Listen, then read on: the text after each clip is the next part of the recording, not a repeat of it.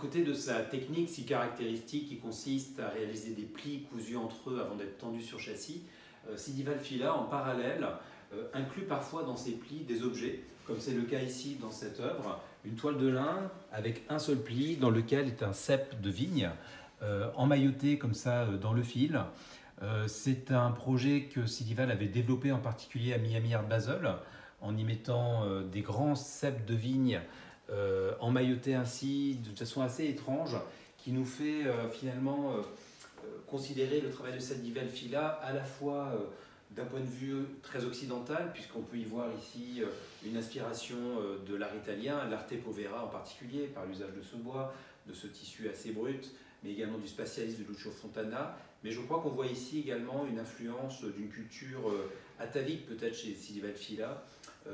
qu'on avait appelée amazonienne à Miami Art Basel, peut-être avec des influences chamaniques dans cette façon d'emmailloter des objets, comme si c'était une toile d'araignée qui retenait ces objets, on dirait également des couches archéologiques. Néanmoins, ce serait certainement abusif de limiter le travail de Sidi Valfila à cette personnalité double qu'il a, artistique et religieuse. Je crois que face à une œuvre telle celle qui est ici, il faut la voir avec des yeux de critique d'art. C'est une œuvre qui avait été exposée à la Biennale de Venise en regard de l'œuvre monumentale qu'il avait intitulée Golgotha.